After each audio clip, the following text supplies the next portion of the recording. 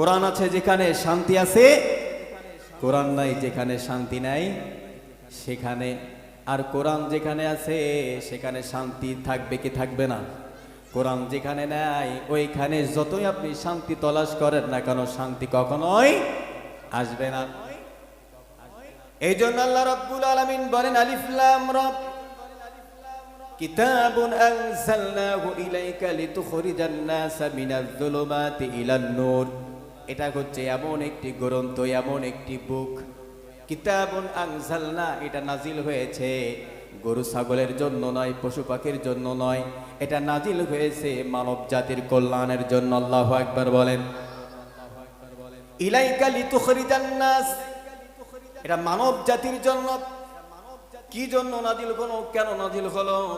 আল্লাহ রাব্বুল আলামিন বলেন, মিনাজ যুলুমাত, প্রত্যেকটা মানুষ ছিল অন্ধকারের ভিতরে, এমন অন্ধকার, ঘুটঘুটে অন্ধকার, কোথায় গেলে যে আল্লাহরে পাওয়া যায় এই মানুষ এই সন্ধান পাচ্ছিল না। এমন একটি সময় আল্লাহ তাআলা কোরআন নাজিল করলেন আর বললেন, মিনাজ যুলুমাত ইলান নূর, এই যুলুমাতের পথ থেকে ও অন্ধকারের রাস্তা থেকে সুন্দর একটি প্ল্যাটফর্মে তুলে দেওয়ার জন্য আমি আল্লাহ রাব্বুল আলামিন কোরআন নাজিল করলাম। আর কোরআন নাজিলের মাধ্যমে আল্লাহ রাব্বুল আলামিন আপনাকে আমাকে নূর, আলোর দিকে উঠায় নিয়েছেন। আল্লাহু আকবার বলেন। এখন বলেন তো, কোরআনের কাছে আপনি একটা জিনিস প্রশ্ন করবেন, কোরআন উত্তর দিতে পারবে না, পারে নাই, এরকম কি কেউ কি বলেছে নাকি? বলছে কেউ? বলে না। তাহলে কোরআন হচ্ছে আমাদের জীবনের একমাত্র জীবন ব্যবস্থা। জীবনে যা কিছু দরকার আমরা সব কিছু কার কাছ থেকে নেই? কোরআনের কাছ থেকে। প্রিয় ভাই আমার, আজকে দেখেন, কোরআন হচ্ছে এমন একটি কিতাব, যে কিতাবটা আল্লাহ রাব্বুল আলামিন বলছেন যে কোরআনের কোনো জবান নাই। কোরআনের কি নাই? জবান নাই। কোরআন কি কথা বলতে পারে নাকি? পারে না। কিন্তু এই কোরআনের প্রত্যেকটা কথা, প্রত্যেকটা সেন্টেন্স, প্রত্যেকটা বক্তব্য কার? জোরে বলেন কার? আচ্ছা বলেন তো, কোরআনের এই বক্তব্যকে থামায় দেওয়ার জন্য, স্তব্ধ করে দেওয়ার জন্য যারাই ষড়যন্ত্র করেছে, আল্লাহ রাব্বুল আলামিন তাদেরকে দুনিয়ার থেকে চির বিদায় করে দিয়েছেন। ঠিক না বেঠিক? কেউ কি কখনো পেরেছে নাকি? আবু জেহেল, উতবা, সাইবা, ওয়ালিদ ইবনে মুগিরা, তারা অনেক চেষ্টা করেছিল আমার নবীকে থামায় দেওয়ার জন্য, আমার নবীর দাওয়াতি মিশন কার্যক্রমকে থামায় দেওয়ার জন্য, স্তব্ধ করে দেওয়ার জন্য। কিন্তু আল্লাহ রাব্বুল আলামিন বলছেন, এই নূর, এই আলো আমি ছড়িয়েছি, কারোর ক্ষমতা নাই এই নূরকে স্তব্ধ করে দেবে, এক জায়গায় বন্দি করে রাখবে, গোটা পৃথিবীতে এর নূর ছড়ায়া যাবে, কারোর ক্ষমতা নাই এই নূরকে এক জায়গায় বদ্ধ রাখতে। ঠিক না বেঠিক? বলেন তো, সব জায়গায় কোরআনের নূর আছে না নাই? প্রিয় ভাইরা আমার, কোরআন হচ্ছে কেমন বই, কেমন কিতাব? আসেন এই কোরআনের একটু পরিচয় আমরা জেনে নেই। মহাকাশ বিজ্ঞানীরা তারা গবেষণা করেছে, আহ্নিক গতি এবং বার্ষিক গতির ফলে সময়ের একটা ব্যবধান আছে। সময়ের একটা কি আছে বলেন? সময়ের একটা ব্যবধান আছে। যেমন আপনাদের দেশে যদি এখন বাজছে কত? 10:45 প্রায়। বলেন তো, পার্শ্ববর্তী দেশ বাংলাদেশের সঙ্গে আর আপনাদের দেশের টাইমের সঙ্গে কি মিল আছে? আমার কথা মনে হয় বুঝতেছেন না নাকি? মিল আছে? নাই। এই জায়গা থেকে সৌদি আরব, আপনাদের যদি কেউ থাকে আপনি খোঁজ নিয়ে দেখেন, 2 থেকে 2.5 ঘন্টার একটা ডিফারেন্স আছে না? আছে। ইউনাইটেড স্টেটস অফ আমেরিকায় যদি আমরা সেদিকে লক্ষ্য করি, আমাদের এখানে রাত, সেখানে দেখবেন দিনের আলো ফুটবে ফুটবে, এরকম একটা সময় চলে আসছে। তাহলে গোটা পৃথিবীতে আপনি যেই দেশের সঙ্গে আপনার দেশের টাইমের একটা মিল আপনি করতে যাবেন, আপনি পারবেন না। প্রত্যেকটা দেশের একটা টাইমের সঙ্গে একটা গরমিল আছে। মহাকাশ বিজ্ঞানীরা তারা গবেষণা করে দেখেছে, মুসলমানরা যে ধর্ম পালন করে, যে ধর্মে তারা ইবাদত করে, তাদের রবে কার বলেন? তাদের রবে। এই রবের আনুগত্যতে যে তারা করে, আমরা গবেষণা করে দেখেছি, তারা যে তাদের রবকে ডাকে, প্রত্যেকটা সেকেন্ড, প্রত্যেকটা মিনিট, প্রত্যেকটা ঘন্টা, প্রত্যেকটা মুহূর্ত তারা ডাকতে থাকে কোথাও না কোথাও। এটা কেমন করে সম্ভব? তারা গবেষণা করে দেখেছে যে সময়ের একটা ব্যবধান হওয়ার কারণে, সময়ের একটা উঁচু নিচু থাকার কারণে কোথাও না কোথাও আজান হচ্ছে, কোথাও না কোথাও কোরআন তেলাওয়াত হচ্ছে, কোথাও না কোথাও মানুষ জিকির করছে, বলেন তো এটা হচ্ছে কি হচ্ছে না? যদি আপনার এখানে যদি একটাই আজান হয়, তাহলে অন্য দেশে কিন্তু একটাই আজান হয় না। আবার আপনার দেশে মাগরিবের আজান যখন হয়, অন্য দেশে কিন্তু মাগরিবের আজান ওই সময় হয় না। আবার আপনি যখন দেখবেন আপনার ফজর যখন হচ্ছে, আপনি যদি পার্শ্ববর্তী দেশ বাংলাদেশের দিকে যদি লক্ষ্য করেন, দেখবেন আপনার দেশের সঙ্গে তাদের দেশের একটা কি আছে, আধা ঘন্টার ডিফারেন্স আছে। আমাদের সঙ্গে আর আপনাদের সঙ্গে কি আছে, আধা ঘন্টা ডিফারেন্স আছে। তাহলে বলেন তো, আপনার এইখানে যখন নামাজ হবে, আমার এখানে তখন কিন্তু নামাজ হবে না। এরকম এইখানে যখন নামাজ হবে, মালয়েশিয়ায় নামাজ হবে না, তাদের সময়টা অন্যরকম। প্রিয় ভাইরা আমার, মহাকাশ বিজ্ঞানীরা তারা গবেষণা করে দেখেছে, মুসলমানরা যেই ধর্ম পালন করে, তারা যেই ইবাদত বন্দেগী করে, তাদের ধর্মের মধ্যে যেভাবে ইবাদতের একটা কার্যক্রম আছে, যেইভাবে যেই ফর্মুলায় তারা ইবাদত করে তাদের রবের, দেখবেন কখনো কখনো মানুষ নামাজে দাঁড়িয়ে যায়। বলেন তো, নামাজের মধ্যে আমরা স্মরণ করি কাকে? জোরে বলেন। এখন বলেন তো, কোনো ব্যক্তি যদি নামাজের মধ্যে বুখারী শরীফ তেলাওয়াত করে, নামাজ হবে নাকি? কারণ কোরআন ছাড়া নামাজ হয় না, কারণ কোরআন আল্লাহর বক্তব্য। বলেন কার বক্তব্য? প্রথমে একটা কথা বলছিলাম, কোরআনের ডাইরেক্ট কোনো জবান নাই। আল্লাহ রাব্বুল আলামিন বলছেন, দুনিয়ার জমিনে আমার কোরআনের ডাইরেক্ট কোনো জবান দেওয়া হয় নাই, কিন্তু কোরআনের ধারক বাহক যারা, কোরআন দিয়ে যারা কথা বলবে, তারাই হচ্ছে আমার কোরআনের জবান।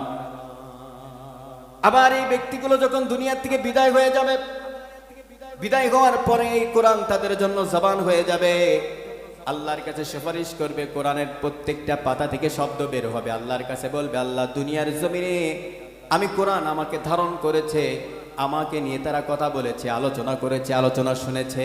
আল্লাহ এই বান্দাগুলোকে, এই বান্দিগুলোকে বিনা হিসেবে তোমার জান্নাতের মেহমান বানায় দাও। আল্লাহু আকবার বলেন। তাহলে বোঝা যায় নামাজের মধ্যে আমরা ডাকি কাকে? আল্লাহ আমার রব, এই রবি আমার সব। সবাই বলেন, আল্লাহ আমার রব, এই রবি আমার সব। দমে দমে তনু মনে তারি অনুভব। আল্লাহ আমার রব, এই রবি আমার সব। ঠিক না ঠিক? আমরা নামাজে দাঁড়াই, নামাজে দাঁড়িয়ে আমরা বলি, আল্লাহ তুমি আমার রব, তুমি আমার পালনকর্তা, তুমি আমার সৃষ্টিকর্তা, তুমি ছাড়া আমার কেউ নাই। দুনিয়ায় তোমার অনেক ডাকার মানুষ আছে, কিন্তু তোমার ছাড়া আমার আর কেউ নাই। তোমার ছাড়া আমি কাউকে ডাকতে পারবো না, কারণ তুমি আমার সৃষ্টিকর্তা, তুমি আমার জীবন দিয়েছো। ঠিক না ঠিক? বলেন তো, জীবন দিয়েছেন কে? আবার জীবন নেবেন কে? কখন মরবেন জানেন নাকি? জানেন কেউ? আমরা কেউ জানি না। মৃত্যু কখন হবে, কোথায় হবে, জানেন কে? আল্লাহ। প্রিয় ভাই আমার, এইবার আসেন আর্নিক গতি আর বার্ষিক গতির ফলে আজকে বিজ্ঞানীরা গবেষণা করে দেখলো, মহাকাশ বিজ্ঞানীরা তারা বলছে, মুসলমানরা যে ইবাদত করে, যে আল্লাহকে ডাকে, পৃথিবীতে এরকম কোনো ধর্ম নাই যে প্রত্যেকটা সময়, প্রত্যেকটা মুহূর্ত, প্রত্যেকটা সেকেন্ড তাদের রবকে তারা ডাকে, শুধুমাত্র এই একটা ধর্মের মানুষ ছাড়া। সুবহানাল্লাহ পড়েন। যদি বলেন কেমন করে, আপনাদেরকে বুঝাই দিলাম। দেখেন, কোথাও না কোথাও আজান হচ্ছে, কোথাও না কোথাও নামাজে দাঁড়িয়ে মানুষ কোরআন তেলাওয়াত করছে। আবার দেখবেন পৃথিবীর অনেক দেশে আপনি দেখবেন মাদ্রাসার অভাব নাই, সেই জায়গায় দেখবেন হেফজুল কোরআন যারা কোরআন তেলাওয়াত করছে, প্রত্যেকটা সময় কিন্তু তারা কোরআন তেলাওয়াত করে যাচ্ছে। আল্লাহ রাব্বুল আলামিন বলেন, কিয়ামত পর্যন্ত এরকম ভাবে প্রত্যেকটা সেকেন্ড, প্রত্যেকটা মিনিট আমি আল্লাহ আমার ইবাদত করার জন্য আমার জমিনে বান্দার অভাব থাকবে না। আল্লাহু আকবার বলেন। তাহলে বোঝা যায় যে আল্লাহর নাম নেওয়ার মতো মানুষ এখনো দুনিয়ায় আছে না নাই? জোরে বলেন, আছে না নাই? মনে করেন যে আপনি জিকির করেন না, তাই বলে কি আর কেউ করে না? আপনি নাই নামাজ নাই পড়েন, আর কি কেউ নামাজ পড়ে না? যেই ব্যক্তি নামাজ পড়লো সে কার সঙ্গে কথা বললো? জোরে বলেন। কারণ নামাজে যখন দাঁড়ায়, নামাজে দাঁড়ানোর ভিতরে আমরা একটা জিনিস মনে করি, সেটা হচ্ছে এই আমি দুনিয়ার কোনো মানুষের সামনে দাঁড়াচ্ছি না, আমি দাঁড়াচ্ছি কার সামনে? আল্লাহর সামনে। বিশ্বাস করেন, যেই ব্যক্তি মনে করবে যে আল্লাহ আমার রব আর আমি আল্লাহর সামনে দাঁড়িয়েছি, দুনিয়ার কোনো তাগুতি শক্তি অন্যায় আমাকে বাধাগ্রস্ত করতে পারবে না, আমি আল্লাহর জমিনে আল্লাহর দ্বীনের কথা বলবো, আমাকে কেউ দমায় রাখতে পারবে না। ঠিক না বেঠিক? আপনি যখন এক আল্লাহকে আনুগত্য করবেন, যখন আপনি মনে করবেন আমার হায়াতের মালিক আল্লাহ, আমার মৌতের মালিক আল্লাহ, দেখবেন তারা দুনিয়ার জমিনে বুক ফোলায় কথা বলে। তারা দেখবেন দুনিয়ার জমিনে এমন এমন কথা বলবে যে হৃদয়ে মানুষ তাদের জায়গা দিবে, স্থান করে নিবে। পৃথিবীতে দেখবেন অনেক মানুষ আছে ধূমকেতুর মতো আসে, ধূমকেতুর মতো চলে যায়, কিন্তু পৃথিবী তার জন্য কাঁদে। লক্ষ লক্ষ মানুষ তার জন্য চোখের পানি ছেড়ে দিয়ে কাঁদে। আপনারা মিডিয়ায় দেখেন নাই? দেখেন নাই আপনারা? নাম নাই নাই বললাম, আপনারা বুঝতে পেরেছেন? আহা, অল্প কিছুদিন মানুষ তাকে চেনে, কিন্তু তার ভিতরে ছিল ঈমান, তার ভিতরে ছিল আল্লাহর ভয়, তার ভিতরে ছিল আল্লাহর আনুগত্য। সে বাতিলের সামনে মাথা নত করে নাই। বাতিল স্বৈরাচারী যারা ছিল তাদেরকে খেদায়া সে জায়গা থেকে বের করে দেওয়ার কারণে আজকে তাকে দুনিয়ার থেকে বিদায় হওয়া লাগলো। ঠিক না বেঠিক? প্রিয় ভাইরা আমার, আজকে যুগে যুগে কালে কালে যারাই কোরআনের কথা বলেছে তাদেরকে স্তব্ধ করে দেওয়ার জন্য বাম শক্তি, তাগুতি শক্তি, তারা কিন্তু আপ্রাণ চেষ্টা চালিয়ে গিয়েছে। তারা তাদেরকে দুনিয়ার থেকে বিদায় করে দিয়েছে। একজনকে বিদায় করে দিয়েছে, আল্লাহ তাআলা ওই রকম ভাবে আরো হাজার হাজার জমিনে তৈরি করে দিয়েছে। আল্লাহু আকবার বলেন।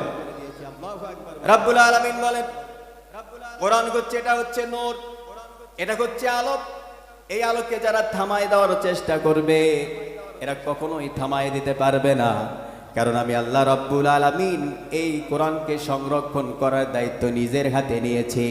ইন্না নাহনু নাযালনা যিকরা ওয়া ইন্না লাহু লাহাফিজুন। একবার বলেন আল্লাহু আকবার। রব্বুল আলামিন বলেন, ইন্না, নিশ্চয় আমি আল্লাহ রব্বুল আলামিন, নাহনু নাযালনা যিকির, যিকির নামক কিতাব, ফুরকান নামক কিতাব, সেই কিতাবকে বলা হয়েছে ফুরকান, অর্থাৎ সত্য মিথ্যা পার্থক্য করে দেয়। কোনটা হালাল, কোনটা হারাম, কোনটা আপনার জন্য বৈধ, কোনটা আপনার জন্য অবৈধ, সব কিছু ক্লিয়ার করে যেই কিতাব, সেই কিতাবের নাম কি? সেটা হচ্ছে কোরআন। আল্লাহ রাব্বুল আলামিন বলছেন, এই কোরআন সংরক্ষণ করার দায়িত্ব শুধুমাত্র কেবলমাত্র আমি আল্লাহ আমার। আর কোরআনের ধারক বাহক যারা হবে, কোরআনকে যারা ভালোবাসবে, আল্লাহ তাআলা তাদের দায়িত্ব নিয়ে জান্নাত পর্যন্ত পৌঁছায় দেবেন। সুবহানাল্লাহ পড়ে। প্রিয় ভাইরা, এইবার আসেন, আল্লাহ তাআলা বলছেন, বান্দা তোমরা কোরআন কেন মানবা? কোরআন তোমাদেরকে কি দিবে? আচ্ছা বলেন তো, লাভ ছাড়া কি আমরা কোথাও যাই নাকি? লাভ ছাড়া কিন্তু কেউ কিছুই করে না। আল্লাহ তাআলা বলছেন, তোমাদের জন্য এমন একটি জায়গা রেখে দিয়েছি, যে জায়গাটির নাম হচ্ছে জান্নাত। যে সে জায়গাটির নাম কি বলেন? জান্নাত। আচ্ছা, জান্নাত আমরা বলি 8টা, কিন্তু জান্নাতের দরজা হচ্ছে কয়টা? 8টা। কয়টা বলেন? জান্নাতের দরজা হচ্ছে 8টি। প্রিয় ভাই আমার, এই জান্নাতের নিয়ামত সম্পর্কে আজকের কথা হবে, কিন্তু জান্নাতে ঢোকার আগে যে প্রসেসিং গুলো আছে, এগুলো শোনার দরকার আছে না নাই? জোরে বলেন, আছে না নাই? আছে। এখন কেউ যদি বলে আল্লাহ তোমার কোরআন মানবো, তোমাকে মানবো, কিন্তু তোমার সম্পর্কে কিভাবে আমি জানবো? আল্লাহ তাআলা বলছেন যে আমার সম্পর্কে জানতে হলে আমার সৃষ্টি সম্পর্কে তোমাকে জানা লাগবে।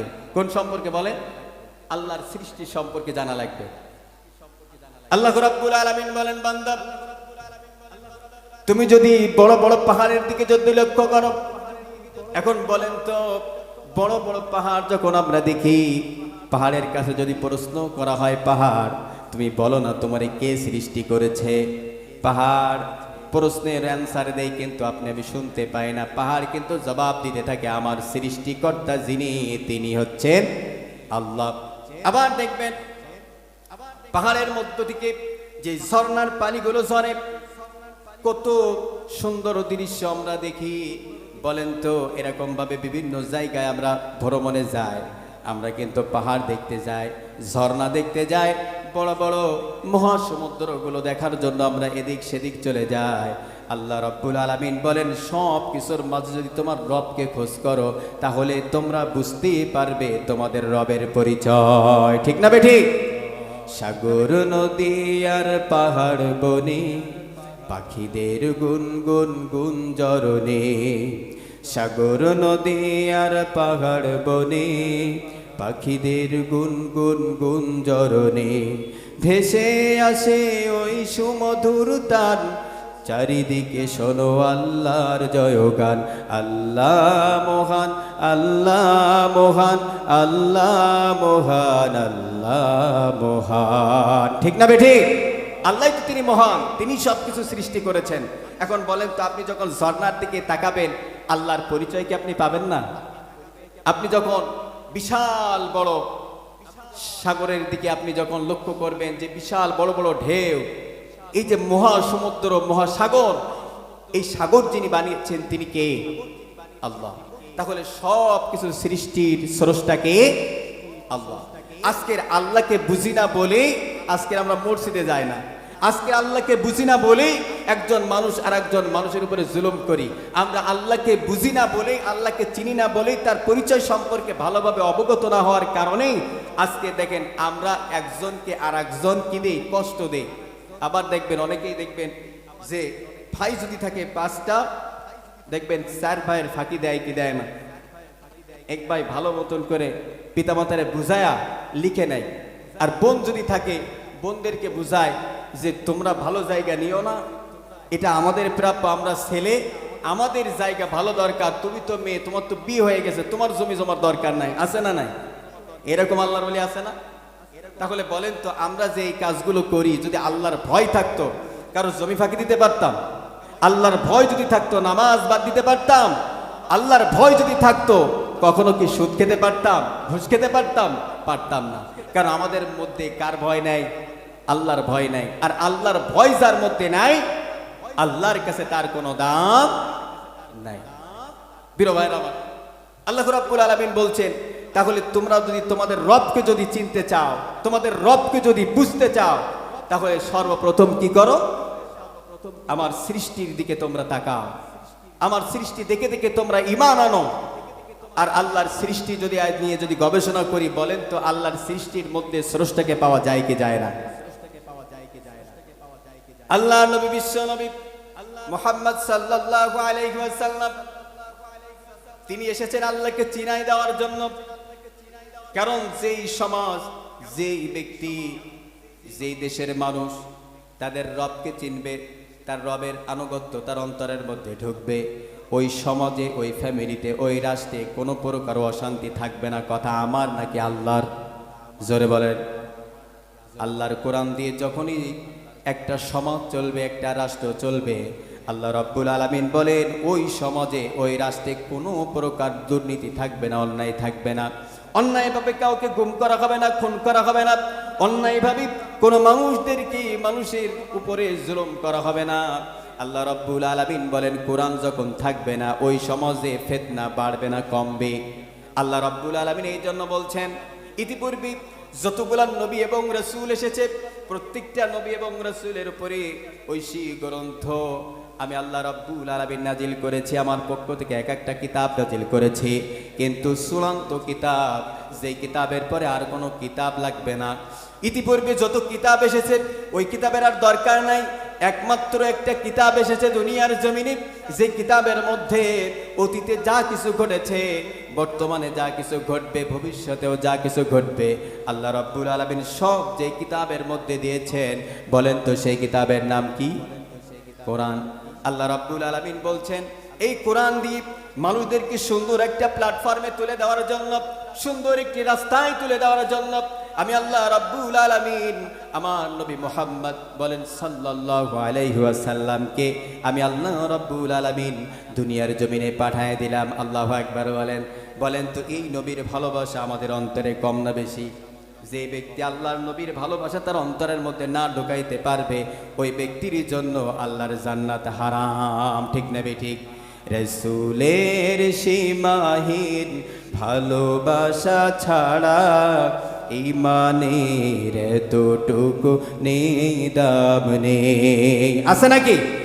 ঈমানের গভীরতা কার বুকে কত, ঈমানের গভীরতা কার বুকে কত, পরখ করার দিন এলো সামনে। রাসূলের সীমাহীন ভালোবাসা ছাড়া ইমানের এতটুকু নেই দাম নেই। ঠিক না বেঠিক? রাসূলের ভালোবাসা যদি না থাকে সেই ইমানের কোনো মূল্য নাই। আপনি নামাজ পড়েন, রমজান এলে রোজা রাখেন, হজ ফরজ হয়েছে হজ করেছেন, যাকাত ফরজ হয়েছে যাকাত দেন, কিন্তু আল্লাহর নবীর ভালোবাসা আপনার অন্তরের মধ্যে নাই। এখন যদি বলেন যে হুজুর কি একটা কথা বললেন, রাসূলের ভালোবাসা না থাকলে কি আমরা নামাজ পড়ি নাকি? বিশ্বাস করেন, আমার নবীকে নিয়ে কটূক্তি করা হলো, নবীকে নিয়ে ব্যঙ্গ করা হলো, আপনার চোখের সামনে আপনি প্রতিবাদ করলেন না, আল্লাহর কসম আপনার ওই নামাজ আল্লাহর কাছে গ্রহণযোগ্য নয়। ঠিক না বেঠিক? যে জায়গায় আমার নবীকে নিয়ে কটাক্ষ করা হলো, নবীকে নিয়ে ব্যঙ্গ করা হলো, নবীকে নিয়ে কটু কথা লেখা হলো, এখন আপনি তার প্রতিবাদ জানালেন না, আপনি কি করে বলেন আমি কি নবীর উম্মত নয়, আমি কি আল্লাহর বান্দা নয়, আমি কি আল্লাহর ইবাদত করি না? বিশ্বাস করেন আপনার ওই ইবাদত, আপনার ওই ভালোবাসার মধ্যে দুই নাম্বারই আছে না নাই? তাহলে নবীকে যারা ভালোবাসবে হৃদয় দিয়ে, কলিজা দিয়ে, আই লাভ মুহাম্মদ বলেন সাল্লাল্লাহু আলাইহি ওয়াসাল্লাম। নবীর ভালোবাসা, নবীর ইজ্জত, নবীর সম্মান আমাদের জীবনের চাইতেও অনেক বড় করতে হবে। ঠিক না বেঠিক? আপনি যদি আপনার নবীকে, আমি যদি আমার নবীকে আমার জীবনের চাইতে যদি ভালো না বাসতে পারি, কিয়ামতের দিন আল্লাহর জান্নাত কিন্তু হবে না। আল্লাহর জান্নাত যদি পেতে হয় আমার নবীর ভালোবাসা আগে ঢোকানোর দরকার আছে না নাই? এখন আমার নবীর সম্মান, আমার নবীর ইজ্জত বাড়িয়েছেন কে? জোরে বলেন কে? মজার একটা ঘটনা মনে পড়ে গেল। আমাদের পিতার নাম কি? আদি পিতার নাম কি বলেন তো? হযরত আদম আলাইহিস সালাতু ওয়াস সালাম। হযরত আদম আলাইহিস সালাতু ওয়াস সালামকে আল্লাহ তাআলা যখন সৃষ্টি করলেন, শুধুমাত্র বডিটা বানালেন, বডি স্ট্রাকচারটা বানালেন, বানায়া আরশে আজিমের নিচে 1 বছর 2 বছর নয় 40 বছর রেখে দিলেন। কত বছর? কত বছর বলেন? 40 বছর। 40 বছর ডাইরেক্ট একেবারে আরশে আজিমের বরাবর নিচে রাখছেন। 40 বছর যখন পূর্ণ হয়ে গেল, আল্লাহ রাব্বুল আলামিন আমার পিতা, আদি পিতা আদম আলাইহিস সালাতু ওয়াস সালাম, তার জানটা, তার রূহটা আল্লাহ রাব্বুল আলামিন সর্বপ্রথম দিয়া দিলেন। সুবহানাল্লাহ পড়েন। এখন বলেন তো, ছোট বাচ্চা যখন দুনিয়ার জমিনে ভূমিষ্ঠ হয়, ভূমিষ্ঠ হওয়ার পরে বলেন তো ডান দিকে বাম দিকে না তাকিয়ে তাকায় কোন দিকে? আসমানের দিকে, উপরের দিকে। তো আদি পিতা আদম আলাইহিস সালাতু ওয়াস সালাম যখন 40 বছর পরে যখন রূহটা পেলেন, পাওয়ার সঙ্গে সঙ্গে তার চোখটা চলে গেল আরশে আজিমের দিকে। কোথায় বলেন? আরশে আজিমের দিকে। আরশে আজিমের দিকে যখন চোখটা চলে গেল, আরশে আজিমের গায়ে লেখা আছে লা ইলাহা ইল্লাল্লাহু মুহাম্মাদুর রাসূলুল্লাহ। পড়েন সাল্লাল্লাহু আলাইহি ওয়াসাল্লাম। এই লেখাটা আছে। লেখাটা দেখে আদম আলাইহিস সালাতু ওয়াস সালাম অপলক দৃষ্টি দিয়ে বেশ কিছুক্ষণ তাকিয়ে আছে। তাকানোর পরে আল্লাহ তাআলার কাছে একদিন জানতে চাইছে, আল্লাহ ওই যে আরশে আজিমের গায়ে একটা নাম লেখা, তোমার নামের পাশে ওই নামটা কার? ওই নামটা কার?